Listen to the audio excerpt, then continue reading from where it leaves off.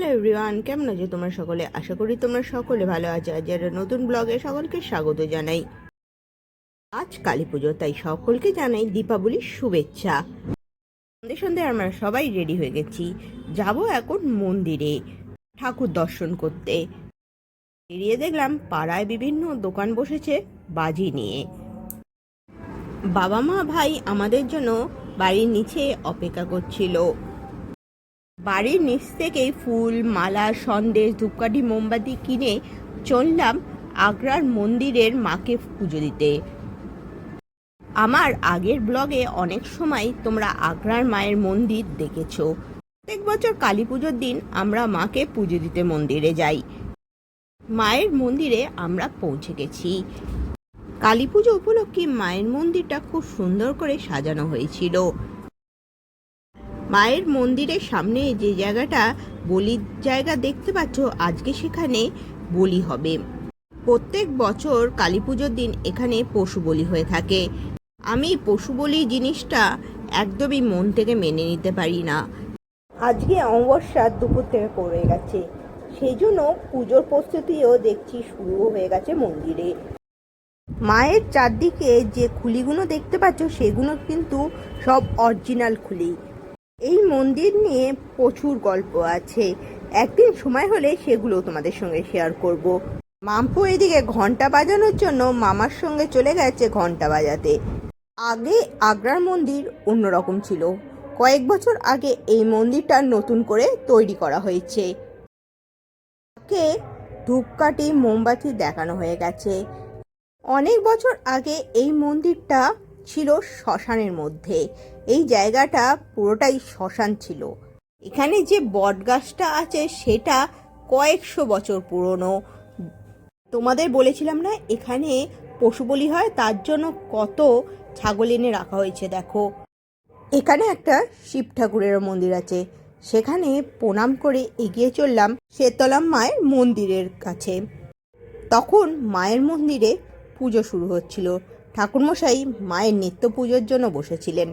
কিছুক্ষণ দাঁড়িয়ে মায়ের পুজো দেখে এগিয়ে গেলাম ভোগ তৈরি হচ্ছে সেই দিকে।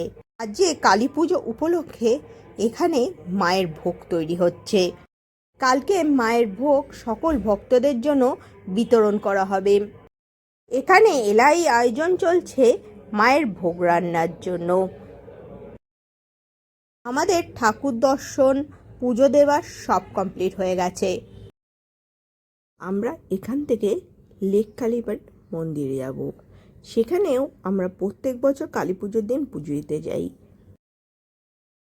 কালী পুজোর দিন আগ্রার কালী মন্দির আর লেক কালীবাড়ির কালী মন্দির না ঘুরলে আমার যেন কিছু একটা মিসিং লাগে। কালী পুজো উপলক্ষে রাস্তাঘাট পুরো আলোয় মুড়ে গেছে, দেখতে খুবই সুন্দর লাগছে। বিভিন্ন ধরনের লাইটের শোভা দেখতে দেখতে আমরা কখন লেক কালীবাড়ি মন্দিরের কাছাকাছি এসে পৌঁছে গেছি বুঝতে পারিনি। মায়ের মন্দির চত্বরটা পুরোটাই আলো দিয়ে খুব সুন্দরভাবে সাজানো হয়েছে। কালী পুজোর দিন লেক কালীবাড়ির মন্দিরে প্রচুর মানুষ পুজো দিতে আসায় গাড়ি রাখতে খুবই অসুবিধা হয়। মন্দির থেকে গাড়ি অনেক দূরে গিয়েই রাখতে হয়। সেই জন্য আমরা মন্দিরের কাছাকাছি গিয়ে গাড়ি থেকে নেমে গেছি, আর আদিত্য গেছে এখন গাড়ি রাখতে। আমরা চললাম ঠাকুরের জিনিসপত্র কেনার জন্য। মন্দিরের পাশেই অনেকগুলো দোকান আছে, যেখানে তো ভিড় উপচে পড়ছে। আমরা এখান থেকে ঠাকুরকে পুজো দেওয়ার জন্য প্রসাদ, ফুল, মালা, ধূপকাঠি, মোমবাতি সব কিনে নিলাম। আগেরবারে অবধি ঠাকুরের নতুন নাট মন্দিরে পুজো নেওয়া হতো, কিন্তু এবারে দেখলাম ঠাকুরের মন্দিরেই ডাইরেক্টলি পুজো নেওয়া হচ্ছে, আর সেই জন্য প্রচুর লাইন পড়েছে। আমি, মা আর মাম্পু তিনজন মিলে লাইনে দাঁড়িয়ে পড়লাম। সময় যত যাচ্ছে ভিড় ততই বাড়ছে। বেশিক্ষণ আমাদের লাইনে দাঁড়াতে হয়নি, 10-15 মিনিটের মধ্যে আমরা মন্দিরের কাছাকাছি এসে অলরেডি পৌঁছে গেছি।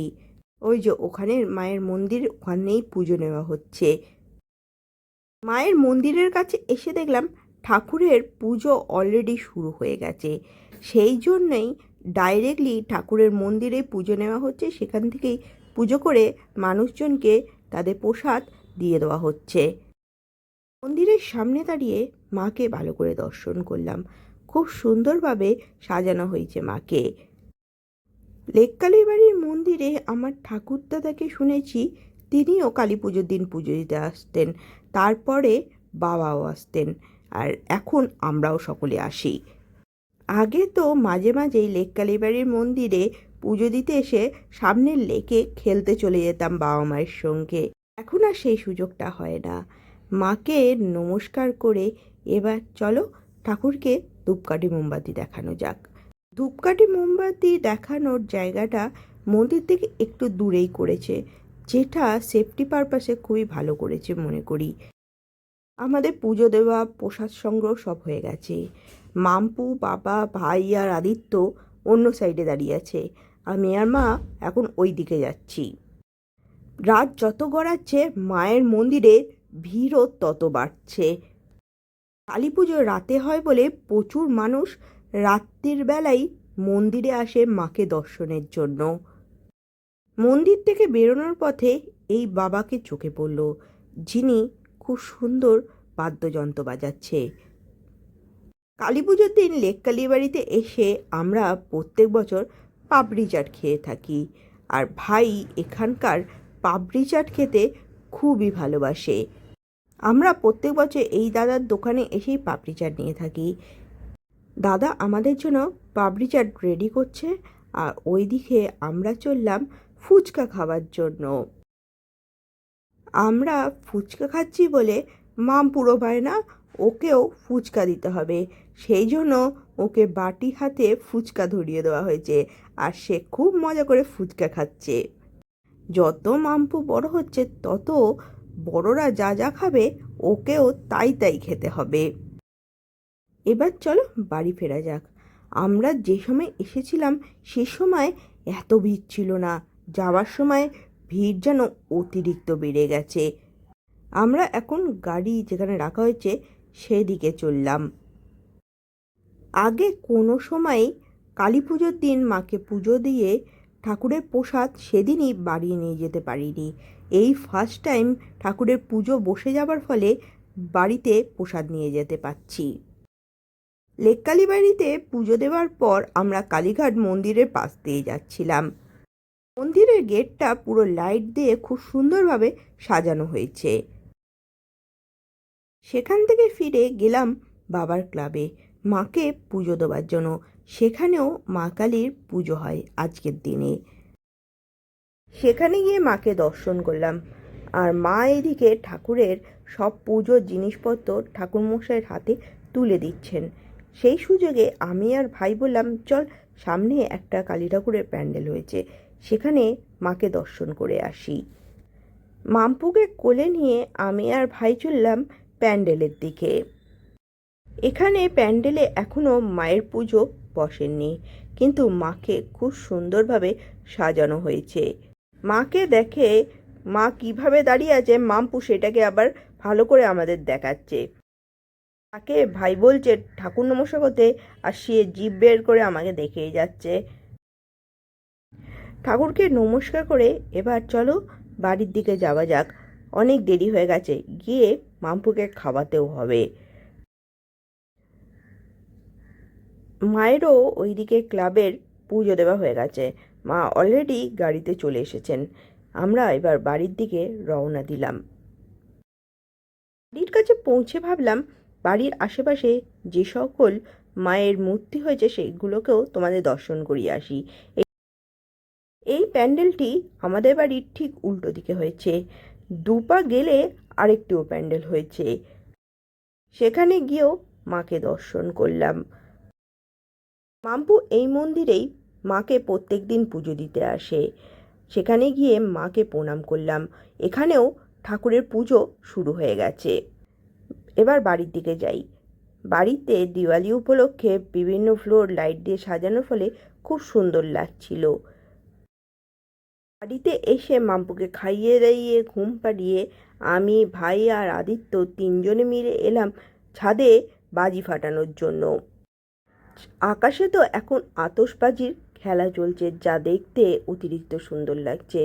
আমরা এসেই ফানুস ওড়ানোর চেষ্টা করলাম, কারণ আগের দিন ফানুস এক ফোঁটাই ওড়েনি। আশা করি আজকে আমরা ফানুস ওড়াতে পারবো। হাওয়া আজকে বেশি দিচ্ছে না। প্রথমে তো অনেকবার ফানুস ওড়ানোর চেষ্টা করছিলাম, কিন্তু আজকেও ফানুস উঠছিল না। যতবার ছাড়া হচ্ছিল না কেন, ততবার ফানুসটা নিচেই চলে আসছিল। শেষমেশ অনেকক্ষণ ধরে থাকার পর ফানুসটা ঠিকঠাক উড়ল। ফানুসটা যখন আকাশে উঠছিল তখন দারুণ লাগছিল।